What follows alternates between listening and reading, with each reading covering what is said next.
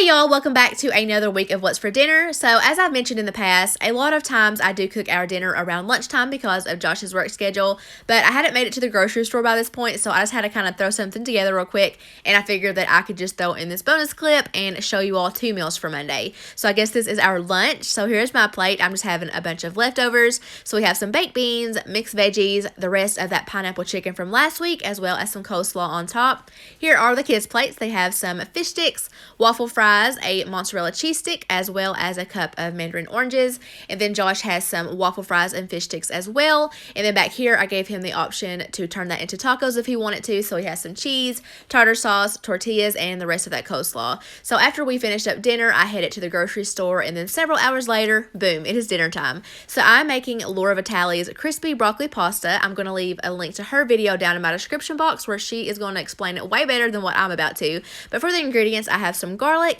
pasta, Parmesan cheese, olive oil, butter, salt, and broccoli. So first off, I want to let my water come up to a boil. I'm going to salt that really well, and then I'm going to dump in my pasta. It's on a plate because I did weigh it out first, but I'm going to let that cook for 6 minutes. I'm not trying to completely cook it through. It will finish later on. And then here, I'm just tossing in my broccoli, and I'm going to let that cook for an additional 2 minutes. When my timer went off, I went ahead and set aside about a half a cup of that pasta water and then drained off the rest. To a large skillet, I'm adding in 3 tablespoons of olive oil, and then I'm going to toss in a few whole cloves of garlic, and I saute that around until they became a light golden brown color, and that's when I dump back in the drained pasta and broccoli. Here, I'm just spreading out everything evenly, and I'm going to crisp up the bottom. So I have my heat on about medium to medium high, and I let mine go for about 10 minutes. I try not to stir it around too often so that it can really develop those nice crispy bits. Here, you see me trying to fish out those whole garlic cloves. You do want to discard those. I don't think that it would be too pleasant to accidentally eat one thinking that it's a piece of noodle.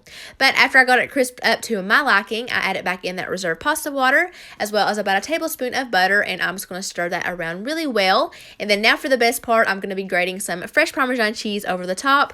This reminds me of when we go to Olive Garden and the waitress comes around with that little spinny Parmesan cheese thing, and they say, "Tell me when to stop," and then Josh is over there giving me these eyes like, "Kristin, you're embarrassing me," after an awkward 30 seconds has went by. But what can I say? Cheese is life, am I right?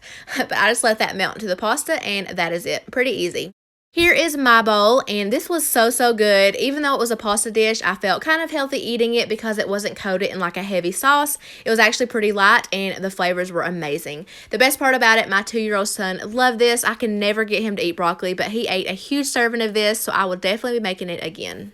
On Tuesday, I tried another new recipe called chicken pot pie pierogi casserole. So for my ingredients, I have some frozen cheddar pierogies, a shredded rotisserie chicken, which I won't be using all of it, some light sour cream, a can of cream of chicken, some onion and garlic powder, black pepper, frozen mixed veggies, and some sharp cheddar cheese. So I'm just going to get all this mixed together and thrown into a casserole dish.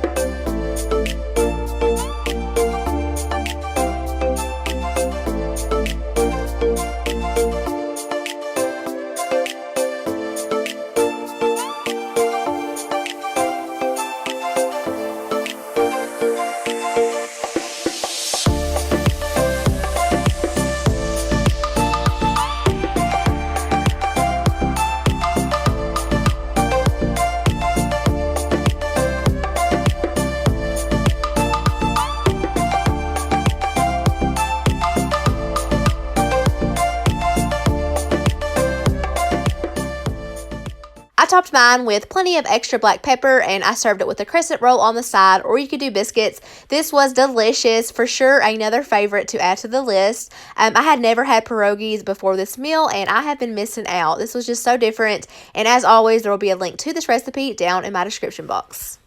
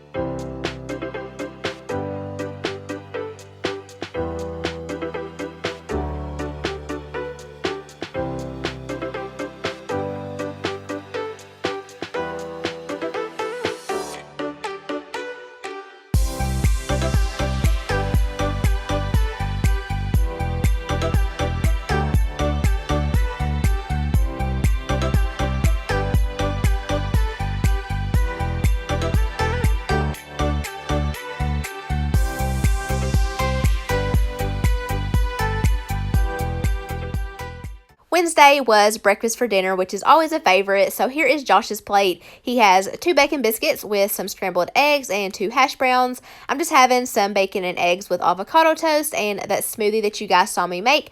I will have this smoothie recipe down in the description box. I've made it several times and my kids love it. Up next, I'm making a dill pickle pasta salad. So over here, I am cooking some elbow macaroni noodles. And then for the other ingredients, you are going to need some sour cream, mayonnaise, some dill pickles. I just chopped them into bite-sized pieces. I'm also using some of the dill pickle juice. The recipe calls for fresh dill, but I'm just using dried. You'll also need some cheese cubes, some pepper, and some garlic salt. So I'm just going to get all of this mixed together.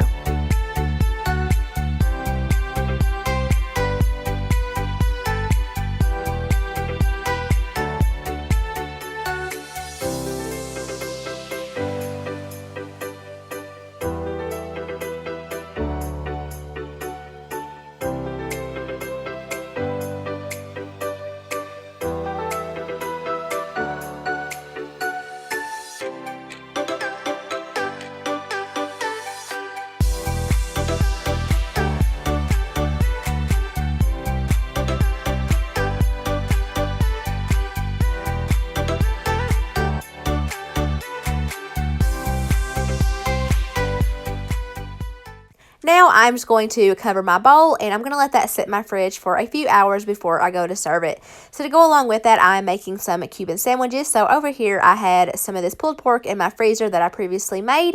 So I just thawed that out and heated it up. Also have some of these bakery rolls from Walmart, as well as some of these Clausen pickles, which are the best, some mayo, mustard, honey ham, Swiss cheese, and some of this dry coleslaw mix. So now I'm going to assemble the sandwiches.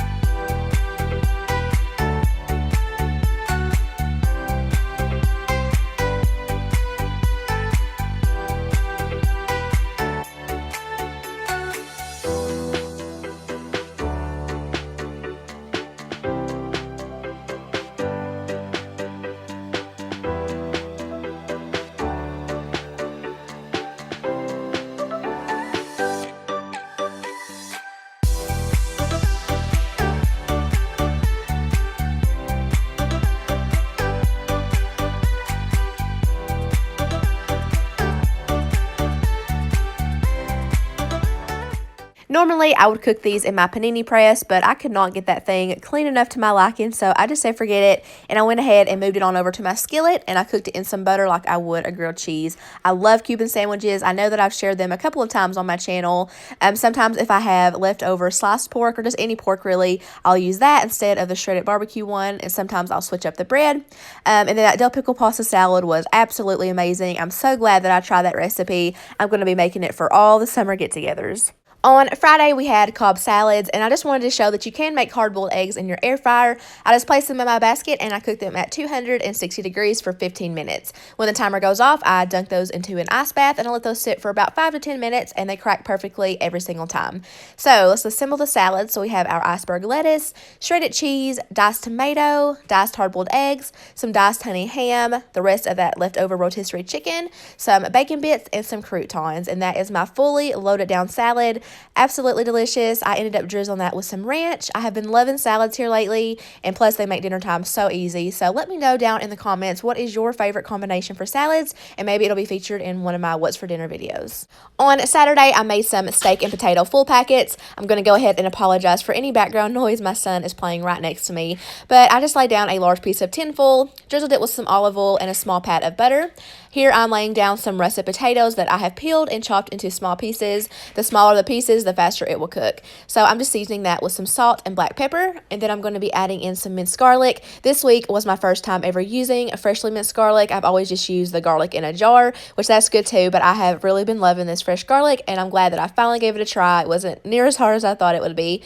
But now I'm just laying down some steak that I have cut into bite-sized pieces. I just had one pretty good sized steak that I split between Josh and I'm just seasoning that with some of the Montreal steak seasoning by McCormick, and I'm going to drizzle that with a little bit more olive oil, and I also place another pat of butter on top. And now I'm just going to fold that up into a little packet. So I'm just going to kind of fold down the sides and make sure that the top is sealed well, because you don't want anything to leak out. And you could cook this in the oven, but I chose to cook this on the grill. And we had a super late dinner. It was like 9:30 p.m. We had a really busy Saturday. The kids had pizza at my parents' house, and I had to cook this steak because I had already thawed it out. But it was pretty good. This steak was kind of tough though. I probably wouldn't cook it like this again. I would just cook it on the side. But those potatoes were really good. They were cooked perfectly, and they were in like a garlic buttery sauce, so good. And I just served it with some corn on the cob on the side. And I have made these full packets with chicken, and those work out really well. Sunday was Mother's Day, so we went out to eat at Outback Steakhouse. I know I'm a day late, but happy Mother's Day to all of you mamas watching. You are so special. But that is going to wrap up this week. I hope you enjoyed the video and found some inspiration. Thank you all so much for watching, and I'll see y'all back next week. Bye, guys.